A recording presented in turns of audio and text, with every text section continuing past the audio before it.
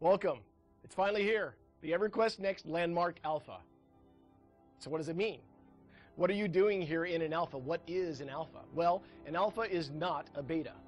A beta is something that basically almost all the features are done in the game, and you're getting together to fine-tune them and stomp bugs. That's pretty much what a beta is. An alpha is very, very different than that. Alpha is about 60% of the total game. There's a lot of features in there that are robust and good, but the whole game isn't there. So one of your roles in alpha is to work with us on all these new features, especially when they're getting rolled into the game, to give us feedback on those, to give us your opinions, and to help us decide what's good and what's bad about the game. In addition, alpha also gives you the advantage to be the first people to work with the building tools. You're going to be the first ones to understand the tools extremely well. You're going to be creating templates for the first time. And when we do open up Player Studio, sometime during beta, you'll be able to put your templates out there and be the first ones that are able to sell templates to other players. Which means if that's something you're interested in, you could be making real cash. So how is it that you make a difference in our alpha test? Well, we have a number of different ways for you to be able to learn about the game. And it's really important that you learn about the game, because if you don't learn about the game, you can't be making great suggestions. And we know you have it in you, so we want to give you that information. The first way to get that info is to go to the FAQ. It's a detailed list of all the different features that we have not yet put into the game. Why is there no water? Why is there no monsters or combat? Those sorts of things. So take a look at those, and that way you know where we're going with the game, and when you make suggestions, you can be guiding us towards our eventual end results, which will help make the game a lot better. In addition, we have a Dev Talk feature. There's this feature, at the beginning it feels like a glorified help, but what you're going to do is while you're playing the game, you can tap F12 and these little bubbles will show up on the screen. Now at the beginning it's just going to give you hints and help tips and stuff like that, but what we intend for it to be is to tell you why we're doing things the way we're doing them and what the feature will end up being eventually when it's completed. A phase 2 version of this will allow you to actually enter in comments right there while you're playing the game and be able to do the Reddit thread kind of thing of upvoting and downvoting so that we can glean off the best suggestions and stuff that the community likes. For now, we're probably going to send you to links in the forums so that you can participate with us there. Regardless, we really want your feedback on this stuff, and that's why we're going to spend the time to tell you exactly what we're thinking and why. And then of course the third way to get involved with the game is to play it a lot. There's a lot to the game even right now, and I'll tell you about that in a second, and the more you play it, the better your opinions and suggestions will be. So please, have fun, play the game, and then tell us about it. When you first start the game, of course, you're going to create a character. And no, we don't have all of the options in there that we'll eventually have, but right now you can still customize your character quite a bit. In addition, there's plenty of stuff to explore. I want you to understand exactly how big these worlds are. You're going to start at a landmark hub, which has, the teleport spires and the crafting tables and stuff at it.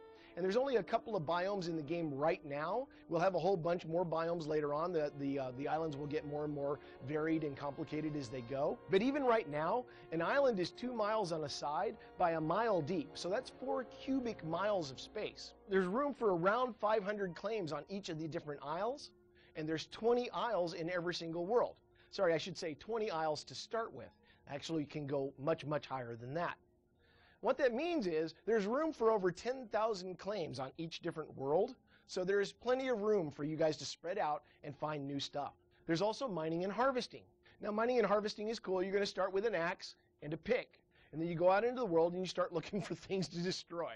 So you're going to chop down trees and harvest bushes and be able to mine ore and be able to gather those different resources. So you're going to take your resources back to the hub and be able to craft at crafting tables, but you don't have to always go to the hub to be able to craft.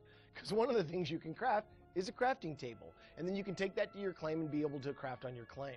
The kinds of things that you're going to craft are other tools, and that lets you mine higher tier stuff as well as faster and more and all those good things. In addition, you can craft props.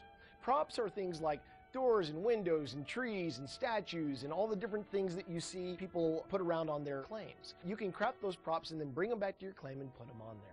Of course, there's other things to do besides those things. You're going to need to put down a claim. You'll have a claim flag in your bag. Later on, you'll have to earn that, but for right now, there's a claim flag when you start. So just open up your inventory bag, grab that claim flag, right-click on it, and you should be able to take it from there. And then, of course, the last thing to do is build. All of the building tools that you've seen in videos and stuff up until now are going to be available to you, but Some of them you have to earn.